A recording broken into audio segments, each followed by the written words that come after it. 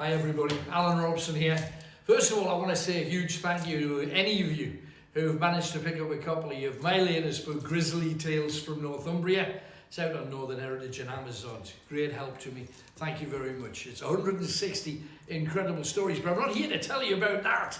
I'm here to tell you about the podcast that's coming out next. Alan Robson's Grisly Tales. Now, each and every week, I gather a mishmash of incredible stuff just for you. This week, it's particularly incredible because I'm starting off with famous people who've died on the toilet. Now, if ever there's a place you don't want to be found, who was it? What happened to them? I've got chapter and verse, but I don't stop there because you think, where can you go from people dying on the loo in some disgusting ways? Not that there's a nice way. So then you think, well, how many people have died on the job, having sex in the middle of, So we take a look at them, and then we think, if talking about sex gives you a tingle in the nethers, I thought we'd move on there to some of the genuine aphrodisiacs that people across planet Earth have used over the last 2,000 to 3,000 years. So if there's a shortage of lead in the pencil, I might be able to help you. Male or female, I'm your man. Now, you think that's all? Then we get into some incredible ghost stories. Real stories from real people, not just in Britain. We go to Ireland. We also take you to one or two of the Sunshine Islands. So you get all those dark, grisly stories of blood, guts, and where to go to see ghosts. If that's not enough, I'm then going to take a look at the Ku Klux Klan. All my life, I fought against racism in one form or another. More racists have smacked me than anybody from a foreign country. They've come after me with bats and bricks. They bricked my car.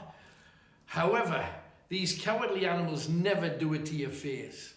So I'm taking a look at how they started. And do you know one of the most famous things about the Ku Klux Klan started in Scotland?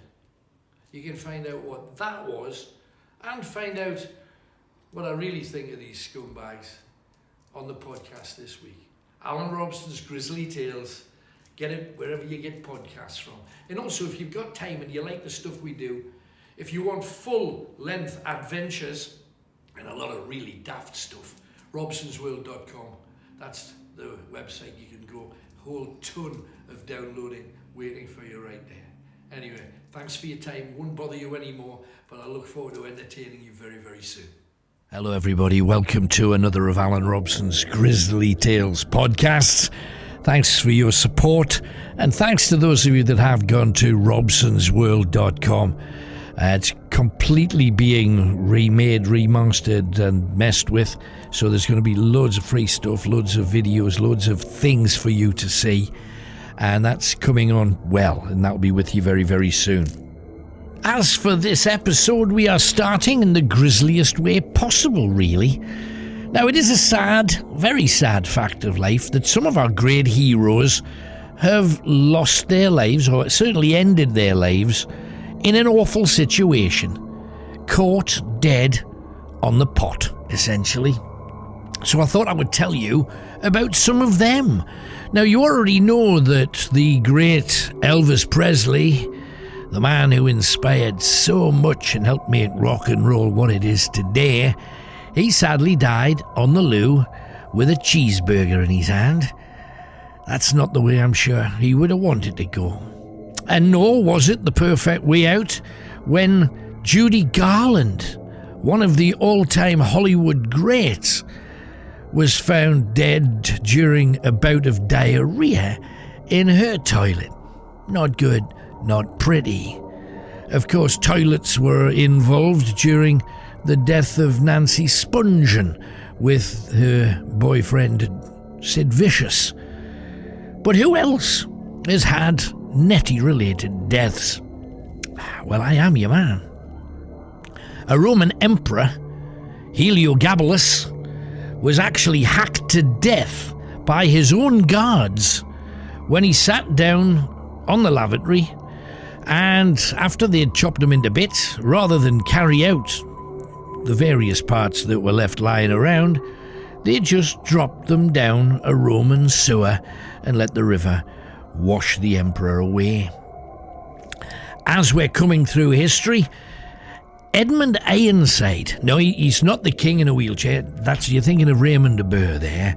The Saxon king, Edmund Ironside, he had a special wooden toilet made for him, a wooden netty. However, what he didn't expect was that one of his enemies would go to his wooden toilet, lift up the lid, climb down the hole, and wait for King Edmund to come and have his early morning poo. And while he was sitting on the toilet, the assassin pushed a long sword up the king's backside, embedding the sword in his bowels and then kind of mincing them up just a little bit. It killed him instantly. He was interred. No, he was buried. He was interred later. Sorry about that. Now, we all saw Helen Mirren playing the Catherine the Great role brilliantly. She did do well, but they didn't half mess around with the story. If you remember how she died, she fell at the feet of a lot of her courtiers and was essentially allowed to die. However, that's not true, because she actually died on the netty, straining because she'd had constipation for 11 days. Whoa, not fun. King George II, according to his German valet, had one problem above all other British monarchs.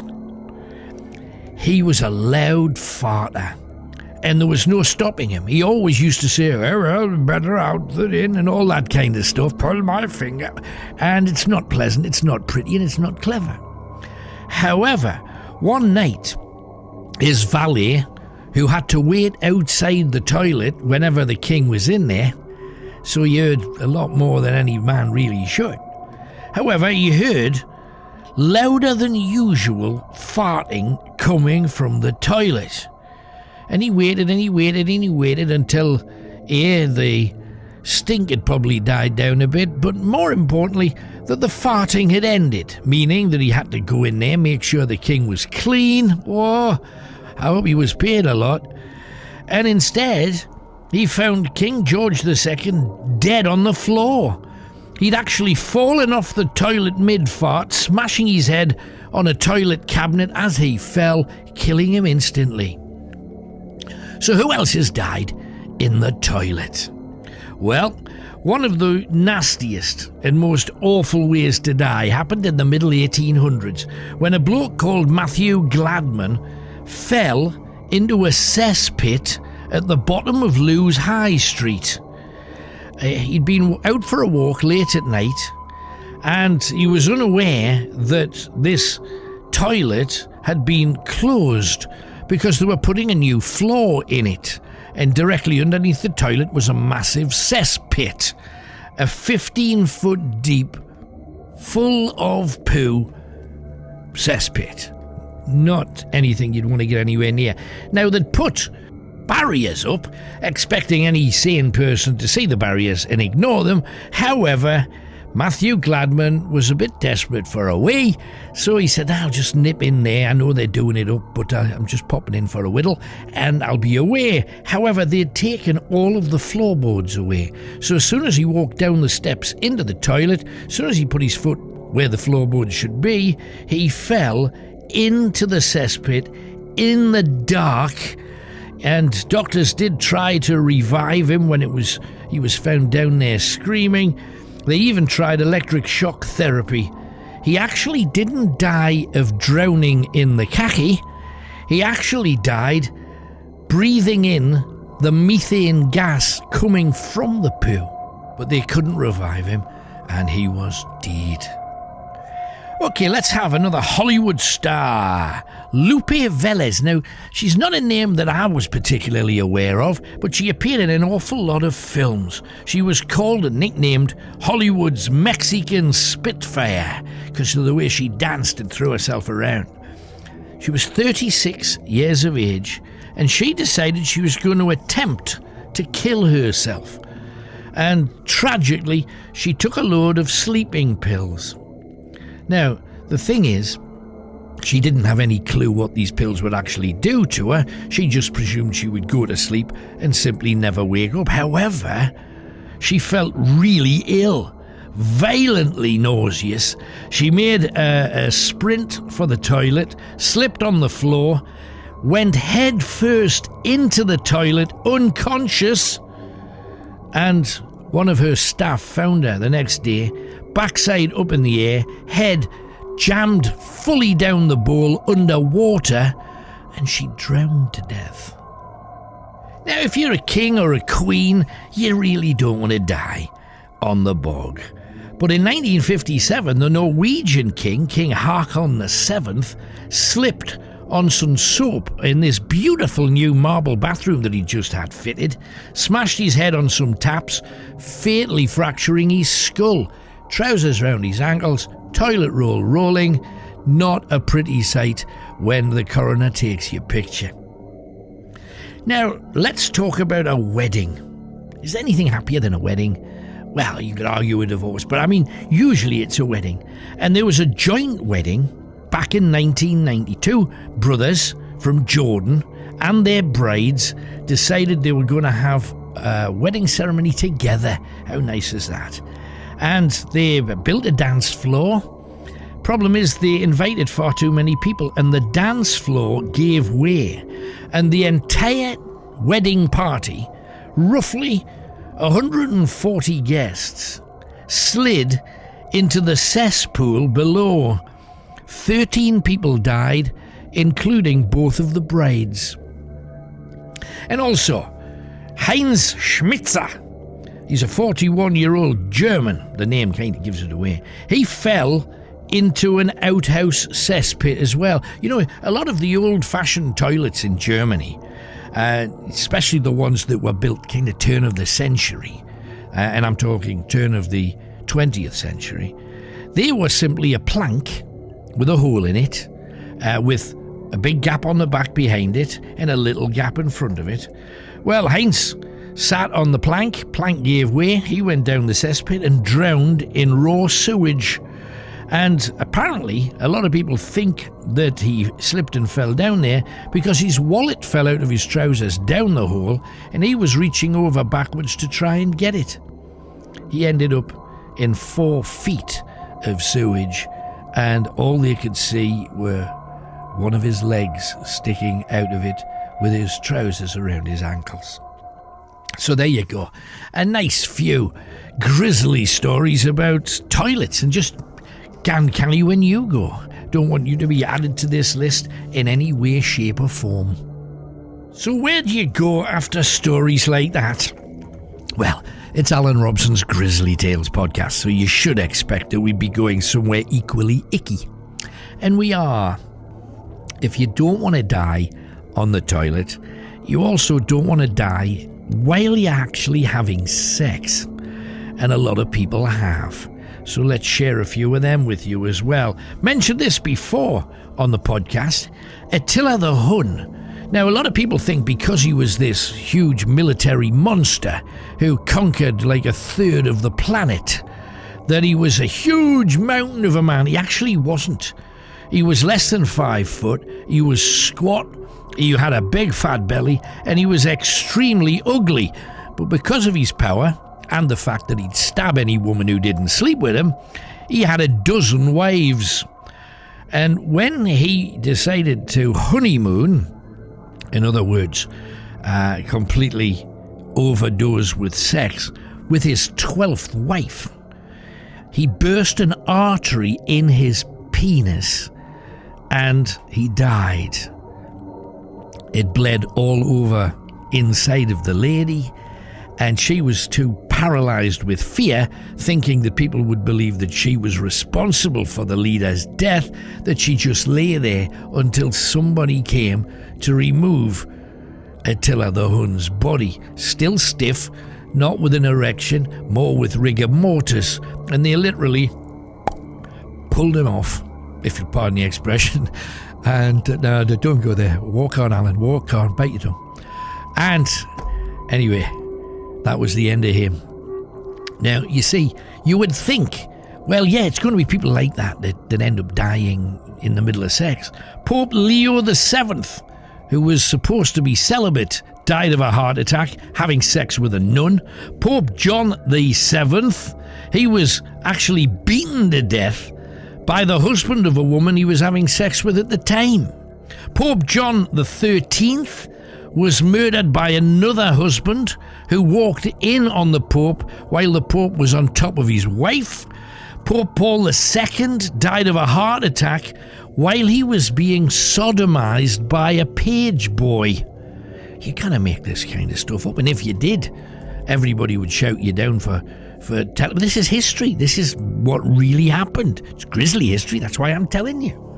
Anyway, the Duke of Orleans. Now, everybody knows Joan of Arc, but the Duke of Orleans was a regent to the French boy king Louis XV. And in 1721, the elderly Duke took a new mistress who was 30 years younger than he was. Now, his doctor said, don't do it, it's not going to end well. This old fella looked at her and thought, let it end whichever way it's going to. I'm going to have this one. And he did. And the following day, he was found slumped, leaning up against the fireplace of his drawing room, dying from a massive stroke, his tights around his knees. Now, a French president, now it's the French, they're the nation of lovers. Even if you say, I've got itchy testicles in French, it sounds like a love letter. Do you know what I mean?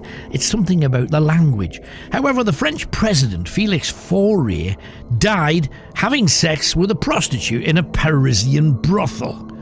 And the death of the president sent the woman into shock, so she couldn't move, eyes staring, paralysed with fear, and the pair of them had to be carried to the local hospital where Faure's penis had to be surgically removed from the prostitute's lower body. Oh, that's not good.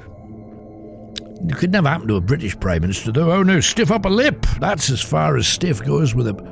Oh, hang on. Lord Palmerston, the British Prime Minister, he died of a heart attack whilst bent over having sex with a young parlour maid over his billiard table in 1865. Now, I don't want anybody to say, was he going for the pink or a difficult breath? Leave it there, move on.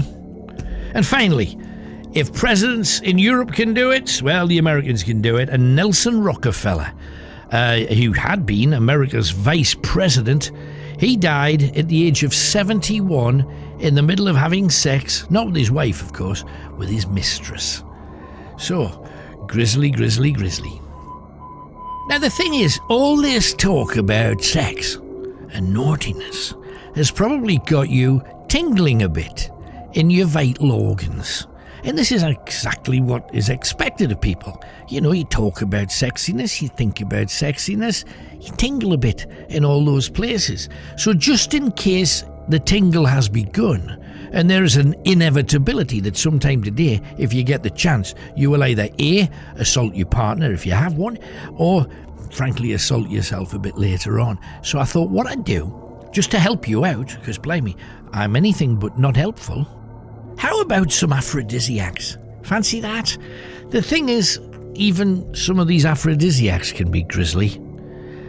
Chinese emperors had to have 121 wives. An exact number of wives, 121 wives. That's it. Because if they did, it was a magical number. Now, 10 of those wives were expected to be made love to every night. 10 of them every night. So how the hell was this possible? 10 times a night is a bit more than most of us could manage, unless you've had a little blue pill. They weren't available back then. Instead, a Taoist priest declared that it was possible to have sex with 10 people. Well, I suppose you could have sex with 10 people if you put it in one, then took it out and put it in another one 10 times, and then decided which one you fancied. However, in this case, you had to apply a sheep's eyelid marinated in hot tea, and you had to dip the Chinese emperor's penis into it. Good luck with that. Uncomfortable though that may be, I would prefer that to what you had to do if you were German. In the 18th century, the German doctors said the only way you could have sex with numerous women, or the same woman numerous times, was to drink menstrual blood. Blimey. Now you know, we're world travellers here on Alan Robson's Grisly Tales. We've been lucky enough to go all over the world, and chili and hot spices are renowned, especially in Peru. In fact, they're banned in Peruvian prison food because they're likely to give prisoners erections and they'll all be at it with each other, so they don't allow that.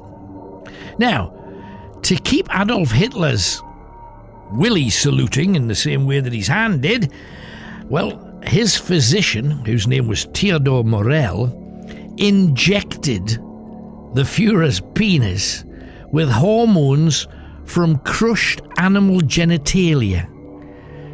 Penises from bears, wolves, lions and tigers, anything you could find at the local zoo. Mind you, in medieval England, pigeon dung and snail excrement were rubbed on the penises of the rich and famous to help them do it. In Malaysia, live monkey brains. The monkey was forced into a really narrow little metal container to stop it from getting away, and they put a bowl on its head. The monkey, who was still alive at the time, suffered a horrific attack when its skull was cut open and peeled back while it was still alive, and then you saw the brain. They then got a spoon and they scooped out the brain and let you eat it while it was still warm and still partly living. Others would make sure they didn't waste the juices of the brain by putting a stout metal straw in there and sucking the rest out. Now, in Japan, dolphins' testicles are good as an aphrodisiac. Chicken testicles they also use. I think it would be harder to catch flippers. And I've seen a lot of dolphins. I've never seen anything flapping about, have you? The penis and the scrotum of an enemy warrior. Yeah, if you eat the penis and balls of a warrior that you've defeated, then it will make you even more virile and you can sleep with anybody you like for as long as you like. That's according to a an Amazonian Brazilian tribe called the Cubios. And in London they wrote that to eat lion testicles or concentrate of arsenic would stiffen you up one way or another. And the last one I'm going to share with you is from France, because they know about loving, you see, and they can't get away from it. However, in the 18th century, King Louis XIV's mistress, Madame de Montespan, said that she wanted more loving, but the king was flagging a bit, so she said, "Don't worry, I've got the very thing," and she came out with a bottle that she'd got from one of her apothecaries, and it was toad excrement, toad poo, and said, "Use this, and we shall love till the morning." The king, wanting to please like men do, we're selfless, he took the toad excrement, gave it a chew, swallowed it down. Within 10 minutes, he was back on the mistress, and apparently was there till the early hours of the morning, and she was a happy and satisfied lady. How about that? Couldn't imagine his breath, though. So let us get into, well, something nasty, something grisly. And again, don't forget, if you are thinking of getting hold of a book, please allow me to recommend my own. It's called Grisly Tales from Northumbria. It's available on Northern Heritage, or you can get it on Amazon, the usual downloady sites. They'll all send you a copy. It's out now. It's got over 160 grisly stories of one sort or another. And if you fancy finding out what amazing things have happened literally just around the corner from where you are, pick up a copy of this. I think you will be more than pleasantly surprised. Gives you a whole route that you can take across the North Country to visit places where bloody history, ghosts, myths, legends have all taken place, and most of us don't know the half of it. So have a look in there. I think you'll be pleasantly surprised. If you go to the robsonsworld.com website, there is a direct link to the site. You can check it out for yourself. I'm beginning in Scotland though, and I want to tell you about the Headless Hussy of Bruntsfield. In the late 1800s, there were a particularly fine terraced row of houses in Edinburgh along what is called Bruntsfield Links. Now, this was the home of an old Scottish military man. Lieutenant General Robertson was his name. And he moved in from his family home in Lawyers, seeking a slightly busier social life. Yet almost immediately, the general's staff began complaining about strange noises in the night, things going missing, and also the regular sightings of a headless woman carrying a small baby. Now, her appearances accelerated so much so that people could see her pretty much every night. The staff would bring some of their friends to the house and say, if you wait here long enough, you will see her. And within an hour or two, they'd get the fright of their life and literally run from this house. The housekeeper was known for enjoying a whiskey or two, so the general put this complaint to the back of his mind, thinking, she's just half cut. She doesn't know what she's saying. 3 weeks later, she quit and left, leaving the general with substandard staff. He decided, in military fashion, to motivate them. Firstly, he ordered that the 3 empty upstairs rooms, that were all at attic level, be emptied, redecorated, and made of use. So builders came in and knocked down a hidden wall, making one of the bedrooms much bigger. However, behind that wall was a tiny chamber with a basic wooden framed bed. They lifted the bed up, and under the bed they found the skeletal remains of a woman, mummified, clutching a tiny mummified baby. What made that picture all the worse was that the woman's skull had been hacked off and was nowhere to be seen. Now, the reason I choose to travel to other parts of the world is because so few of us have been able to go anywhere in recent times, so it's just nice to remember maybe times when you've been to this very place.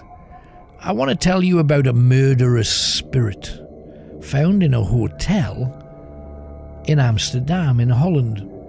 Now, Liederseplein became a really fashionable area for entertainment, the nice and the naughty, in Amsterdam in the late 1800s. Yet years before this area was where a man called Johann van Banchem used to live. Now, in 1672, or what the Dutch call the Year of Disaster, a double murder was committed that would change the face of the Dutch political scene. Cornelius de Witt was accused of a plot to kill the king, Willem III. De Witt was taken to a chamber in The Hague where he was severely tortured. His fingernails were torn off. Both testicles were squashed flat using a heavy-headed gadget similar to large pliers. Then his feet were placed in a vice and crushed flat. He could no longer walk. He had to drag himself around. The day after, his brother Johann was asked to visit him, and on seeing his brother's broken body, he had a rumour that the militia were there to imprison him too. Now, Johann van Bankum was an alderman, and he had sent away the detachment of cavalry and put 3 militia to guard the cell. He then went outside and started inciting the mob, saying that the De Witt brothers were trying to destroy Holland and hand it over to England or maybe France. Now, Van Bankum knew that the De Witts were innocent, but he wanted to raise his profile and get noticed. The one thing that he could not allow was for his prisoners to go to court. If they did, they could prove their innocence. They both had alibis and witnesses to prove them true, and if this happened, Van Bankum's career would be ruined. So he gathered some of his own militia, mostly his friends, and he, along with them, stormed his own jail. The poor innocent brothers were dragged from the building and pushed to their knees, where they were shot in the head multiple times with flintlock pistols. The bodies were left for the mob, who hacked them into bits, carrying off arms and legs and then parading their heads on the end of pikes. Now, King William III played no part in this double murder, but he did reward all of the leaders who took part, making Van Bankum a high police officer and transforming him instantly into a very wealthy man. This made him Holland's chief prosecutor and the head of all police and detectives. A bizarre job for a proven murderer. And it was not long before he was breaking many of the laws that he was being paid to protect. He started imprisoning innocent people that he didn't like, or women that he wanted to have sex with but said no, promising their freedom if they did get around to it. He even built his own private jail for these female prisoners, and once they'd had sex with him, they were surprisingly found innocent and freed. Then he began using local prostitutes to set up his enemies, putting them in compromising situations, and then, incredibly, bursting in just when they were on top of a woman, cheating on their wives, which was a bad thing to do in Holland at the time. Finally, he tried to set up one of King William III's friends, and then a group of others came forward to expose what he'd been up to. He was arrested in 1676 at his luxury home in Amsterdam, and that is on the site where the American Hotel now stands. He was charged with multiple cases of extortion and false imprisonment. He was found to have blackmailed hundreds of people, and all of his land and all of his monies were confiscated by the king and the state. He was made to confess by a horrific device that you can still see to this day in Amsterdam's Torture Museum. You lie upside down with your back over a sharp edge. That's all you do. But you're never allowed to sit up, and you get tired, and gravity slowly breaks your back in two so that your head is level with your backside and staring behind you. Now, despite his back injury, he did manage to escape, but was recaptured and put in the very same jail that he had placed the De Witt brothers. He put forward an appeal funded by some of his ill-gotten hidden gains, but his back was seriously damaged, and following a fall down some stairs, his back simply snapped, killing him. The thing is, if you go along the canal outside the American Hotel from dusk onwards, people claim regularly to see this bent double figure, believed to be the spirit of Van Bankum, returning to the place that he loved to live. Now, one of the most terrifying times that I've had in some of the adventures that you can find on robsonsworld.com was a time that I went down a pit that's now long closed, but its nickname was Hell's Pit.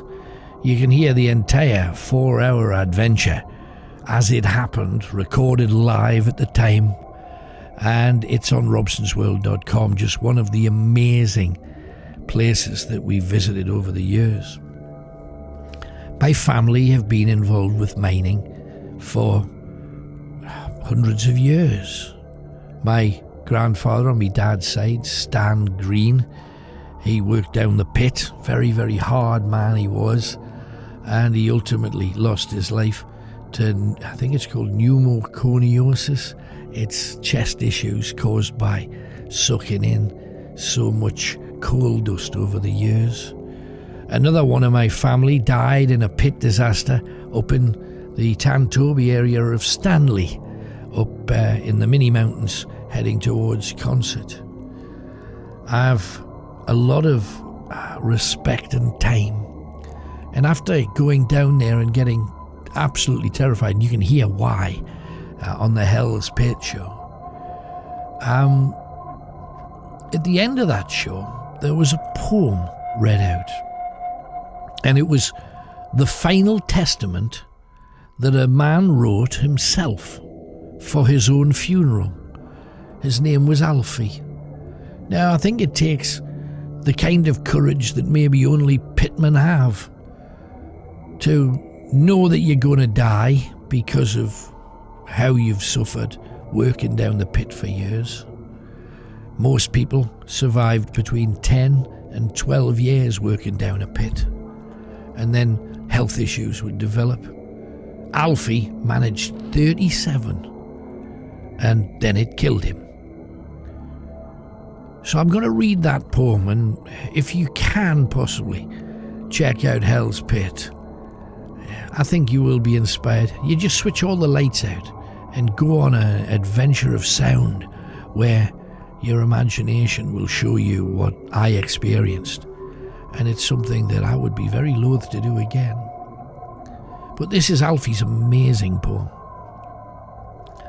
As I lie here in my lonely bed, waiting for death to embrace me, I think back on my 37 years in the black, my wife long buried before me, my 2 children taken by the fever. Oh, how I yearn to have them back.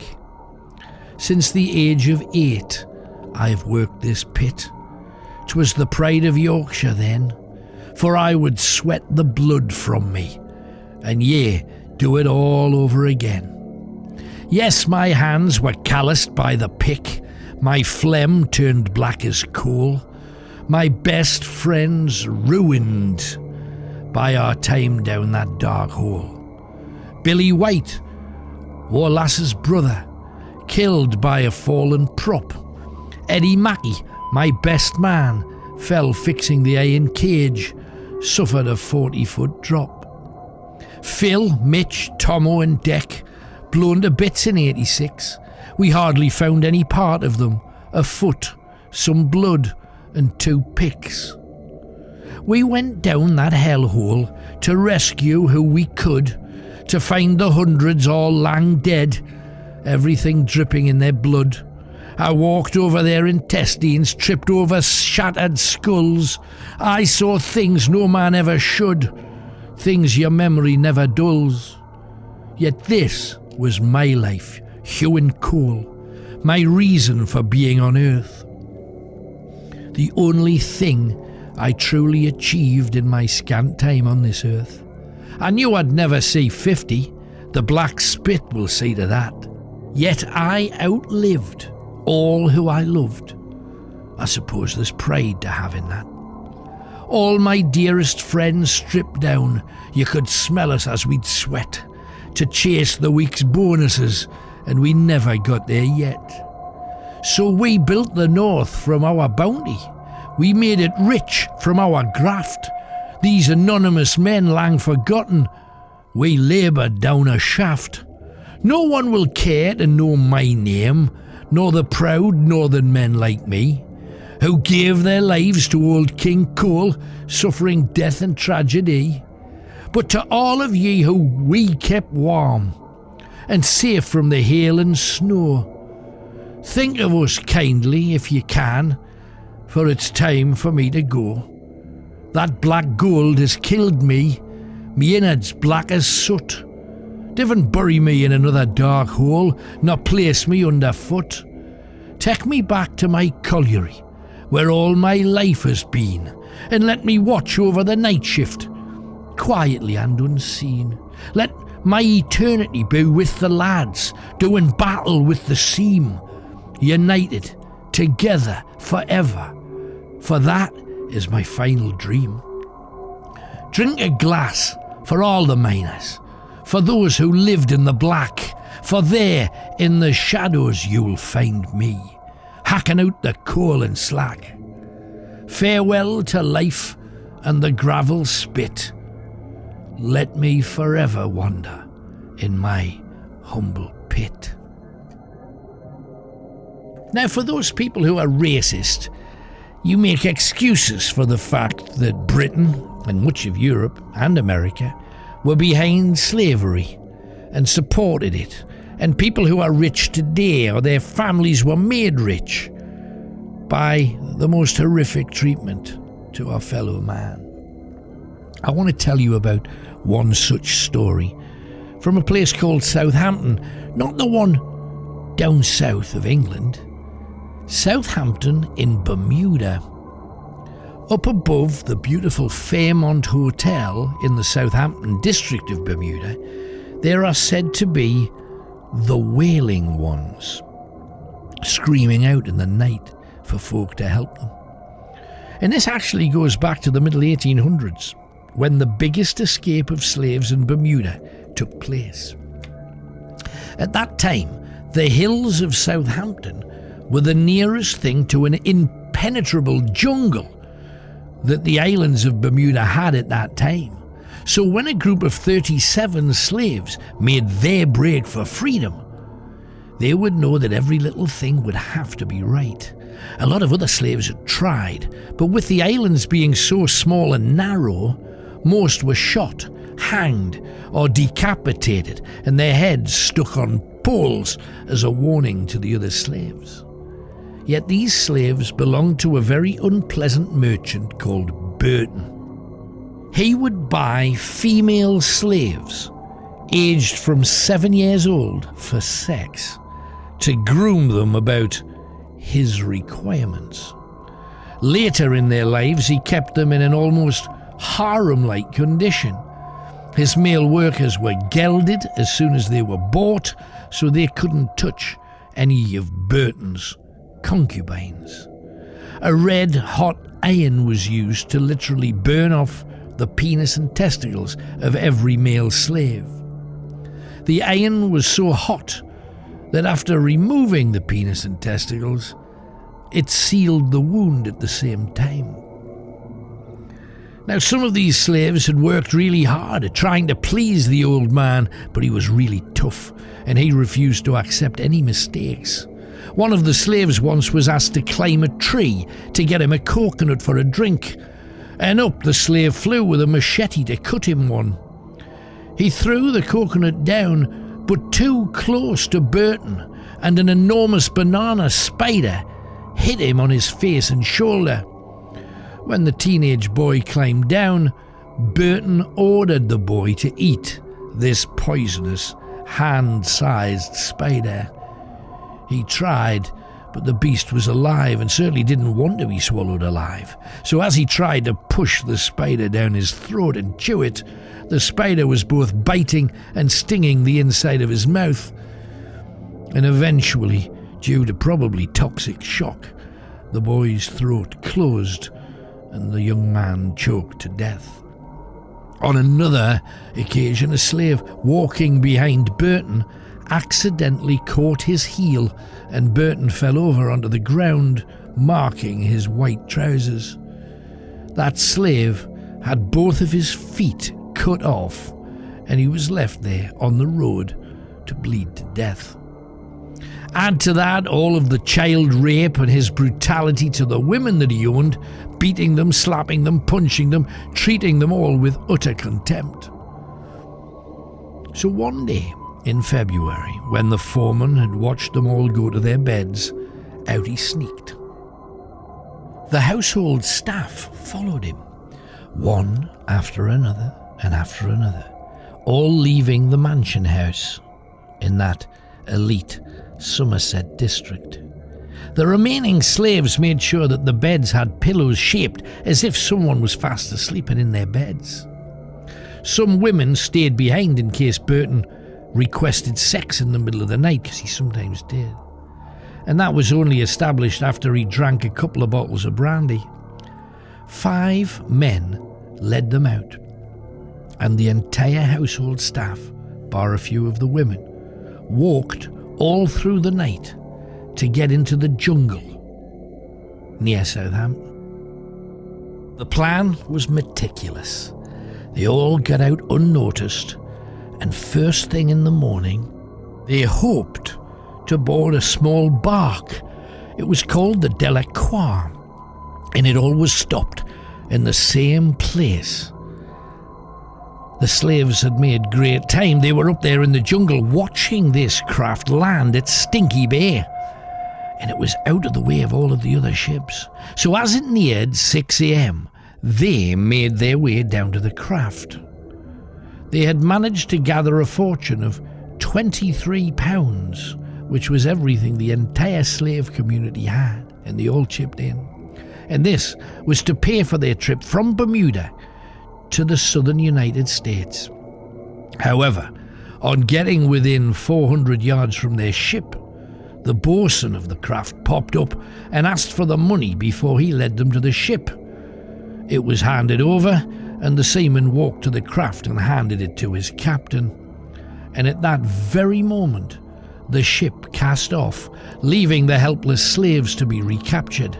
So the male slaves raced back up to the mountain, dragging the women, their feet cut and bleeding, and after a night hiding in swampland facing snakes, crocodiles, and all manners of unpleasant insects, one of the slaves ran off to a shop in Southampton because he'd heard that the owner was against slavery. Luckily, what he'd heard was right, and the man gave them what little he could afford, which was £8 a fortune at the time, and promised to get them more money soon. So, after a week missing, they knew that it wouldn't be long before the hound dogs were on their trail, and they would have to face returning to their hellhole plantation over there in Somerset. The thought of finding themselves in bed with that fat, bloated, drunken body made the women physically sick.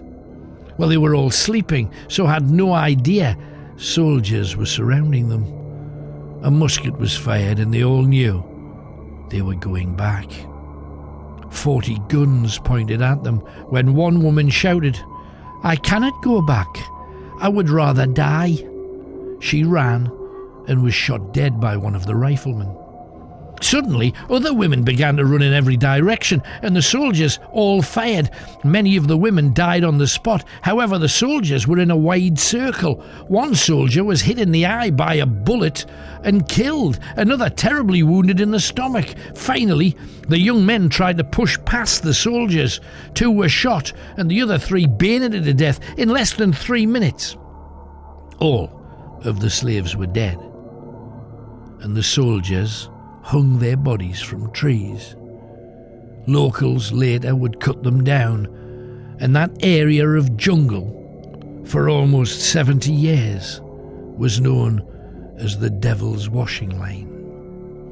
And it was since that day, and the bloody murder of people just desperately trying to be free, since that day the Wailing Ones shout and scream every night when the moon rises. Some doubters have said it's just the noise made by old dying trees loaded with holes when the wind whistles through them. And indeed there is a whistling noise. But most people say you can hear, mixed amongst the wind, you can hear those poor tragic people who chose death to slavery. In the woods they remain fast darting shapes, and numerous staff at the hotel have seen ghosts moving through the woods and on the edge of their property. Now, we've talked a bit about illegal immigrants. Not a fan. Not a fan of the whole illegal thing. However, immigration has made Britain the fabulous nation that it is today. The mixing with other nations is part of what's kept us safe throughout world wars. Alone, we would all be speaking German. However, I have fought racism all of my life. I've had death threats, I've been attacked and brutalised because of my views. And it was all worth it, because you can't back down to stupid people. And if you realise where the word England comes from, it comes from the word Angles. The Angles were a tribe living between northern Germany and Estonia, and that's the people that we became. They travelled across here, and that's the root of our DNA. We're all foreigners on this island. There's no such thing as an Englander, because we come from so many different places, and that's a good thing, not a bad thing. So some of the clowns that I met when I was in the United States particularly annoyed me, so I decided to take a closer look. And if you're talking about grisly things, they are certainly grisly. The Ku Klux Klan. Now, these stupid-looking, pointy-hatted pricks were founded on a Christmas Eve, but I'll tell you more about that later. Now, some of these people, tragically, were from Scotland. Classically educated. They even based their name on the Greek word kaiklos, that means a band, a circle. Then they put the clan behind it. The Kaiklos clan. That's how they started. And then it turned into Ku Klux Klan. The burning cross, Christians say, is a blasphemy against Christ. However, it was not meant to be that. It was their tradition. The fiery cross used to be carried through the Highlands of Scotland to summon all the different clans together to fight against a common enemy, usually the English. So the burning cross, in essence, comes from a very different place, nothing to do with racism. Now, the basic historical version of the KKK kicked off in the 1920s. Now, there'd just been the Great Depression in America, and nobody had work. Everybody was looking for somebody else to blame. So they dressed up in stupid costumes to dance around their burning crosses in the middle of the fields. It was all, frankly, a bit stupid. However, these dummies, white supremacists, danced around the fireplace and literally, bit by bit, started to egg each other on to do as much harm as they could. It was a sinister outfit. They hid during the day pretending to be normal people, then at night time murdered innocent people. People with that kind of opinion are essentially cowards, because although they may say a few things in public, they know that 90% of those around them will disagree with their views. When something goes into decline, and the Ku Klux Klan did for a while, they stayed underground, smiling at everybody, all in nice jobs, all wearing suits or blue-collar jobs, and they were just underground. They'd never gone away. Their hatred still existed. Now, some senators were Klansmen, police officers, judges, people who were important in their own communities. A whole host of Supreme Court judges were members of the Ku Klux Klan. Some people have pointed the finger towards people like George Trump, who's defended them. Some had secret titles like the Grand Wizard if they led their Ku Klux Klan lodge. Even one or two American presidents were members of the Klan without ever admitting it. During the 30s and early 40s, the Ku Klux Klan teamed up with Berlin and the Nazis despite being in the United States when their own nation was at war with them. They had a special envoy to America that the Nazis would allow them to discuss things with and arm them if necessary. It was thought at one time that the Klan would rise up to try and sink the American government while all of their troops were in Europe and Japan. When I was in New Orleans, in the States, doing a ghostly show at a place called Magnolia Plantation that you can hear on robsonsworld.com, I was talking to someone who I was not aware was Klan about why America didn't enter the war any earlier than it did. And he explained to me the Klan, using their congressmen and various members of the Senate, voted against it because deep down they were supporting the Germans. Now, I couldn't believe that they would turn against their country that way. And yet, governors, state representatives, senators, and as I say, the odd president, deep down, without speaking of it, actively supported the Ku Klux Klan. Now, in the middle of the 1970s, they had a bit of a reboot. The Klan was returning. They started murdering students, always black students. People visiting the Deep South would find themselves in trouble. The 50s, 60s, 70s and 80s, murder was on the cards, dragging innocent students behind cars until they died. One of their grand wizards declared that it was time for the Ku Klux Klan to get back in people's faces again. Now, President Calvin Coolidge always denied he was ever a member of the Klan, and a lot of his statements would make you think that that was the case. But if he wasn't a member of the Klan, why did he decide to commission Borglum, a very, very famous sculptor, to sculpt the faces of Presidents Washington, Lincoln, Jefferson and Roosevelt into Mount Rushmore? It's also the cover of Deep Purple in Rock, although they've used the members of the band for that. But it's that mountaintop where all the presidents are.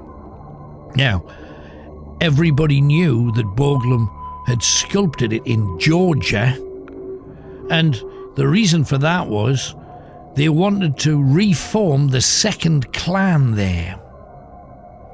It was also common knowledge that those presidents, Washington particularly, made his money through slavery. So did Coolidge just ignore the fact that that monument would be perpetually stained, and anybody who knew anything about slavery would look at it and think how awful that was? Now, the Klan were implicated with the murders of Malcolm X and, of course, the genius who was Martin Luther King, and it's thought that they were both murdered because they posed a threat to what the Klan stood for. They didn't want people to be uniting, people who were Latino or even Irish and Scots and English that lived in America. They wanted division. It was the only way that they could possibly win. And members of the CIA and the FBI were also members of the Klan. So, any idea that these visionaries, like Martin Luther King, this wonderful joy of a peaceful racial integration, was never likely to be on the cards. Malcolm X said that blacks were superior to the white man in every respect. And if you look at it, it's actually hard to argue with, because they have never enslaved white people. So they have to be morally in a better place than white people who have always enslaved other countries and other nations. Now, with Martin Luther King, the FBI were openly recruiting members of the Ku Klux Klan before Martin Luther King was shot on that balcony. They say that they're in the middle of a thing called a race war directed against the black population and the Jews. Now, some people believe that it was money from the Klan that helped create and distribute the AIDS virus, because the Klan hate homosexuals, Jewish people, people of colour. So they put out the AIDS virus in areas where there was a large gay population or a large black population. Now, whether that's true depends on what you believe. All I can give you is the facts as they were, and you can make your own mind up. The Illuminati, let's bring them into all of this. The New World Order. Some people believe that the Klan could be a front for the Illuminati. They're not because they were doing good things, but because they were doing bad things, which actually works in the favour of the New World Order. Because the more people create racial division and fight and murder one another, the better it is for the New World Order, who would then come in and solve the whole thing by destroying groups like the KKK. Now, the American government could be to blame too, because some of their leaders in corporate America, people in the government, people in the military, share some of the views of the Klan. Sometimes money from all of those groups has been diverted into the hands of Klan members. Weapons have disappeared and found themselves in the hands of the Ku Klux Klan. Now, the Bavarian Illuminati have links to them. The Order of the Green Dragon. You've got to look at these kind of things too, and I will in future podcasts. So, where's the evidence? What's the crack? Get to the crunch. Now, the fact that the Klan still exist at a time when they are hated, loathed and despised across the planet shows that there must be high-level connection within the American government to allow this to happen. To have presidents like Trump speak up and defend, oh, they're all good people. Now, the American Constitution, like the British Constitution, guarantees free speech. However, during the whole coronavirus thing, we weren't allowed free speech. So that's a lie. Yet, in the Constitution, it's the right of every American to be able to say what they like. And they use this as a way to allow racists to continue. The Klan exists still. Yes, they're stupid people. Yes, they're small-minded. Yes, they don't know their own history. Yes, they don't understand world history. They come at this from a place of ignorance. I'm going to hate everybody except the people I know and I'm related to, pretty much. Now, another president, Woodrow Wilson, a lot of people believe was a member of the Ku Klux Klan, and he travelled all over the place. And there was one film called The Birth of a Nation that a lot of people believe is a glorification of the Klan. There was another film called The Klansman from 1905 that shows the white supreme beings taking on these less than human members of our communities. They're all a bunch of fakes. They're all a bunch of absolute fakers. They say that they're doing it out of self-preservation because there's so many people of colour in the world. Well, and yes, there are. This is like a white butterfly saying that all other butterflies are evil. It's stupid. It's like a blackbird saying every other bird has to die. It's ridiculous. We're in a rainbow world, living in a rainbow nation, and we're all the better for it. And if it hadn't been for a lot of those people of colour, we would never have managed to rebuild the world after World War I and World War II. And we needed their help to succeed. Otherwise, we would have failed. I've been lucky enough to travel all over the world, and I've spent a lot of time with people of colour, Native Americans, Aborigines, Maoris, the shaman of Eastern Europe, the black community of Southern America. And everywhere that I've gone, I've been shown nothing but kindness. I've never been called a name, I've never been attacked, never been bullied or brutalised. All I've had is kindness. And yet, in America and in some of the European countries, sadly including ours, I keep seeing stupid people who don't know their own history slagging off people because they happen to be a different shade to them. Our National Health Service wouldn't exist if it wasn't for these people. I'd be very interested to know if one of them was dying, whether they would allow a black surgeon to put them right again. Now, you don't need to be a genius to understand how ignorant these people are, using lies for their racial hatred against everybody. If they went back into history and they saw that we all come from a shared black ancestry, we're all a little black, maybe that would quieten down their cross burning. But you see, they're vicious, evil and unpleasant people. They want to force their will on others. And if you're white, but you support integration, they'll attack you too. Evil has a way of being evil. But at least hopefully we can see these ignorant people for what they really are. Ignorant people. I hope you can pop across to robsonsworld.com. If you could help us out in any way, we'd be very grateful to you.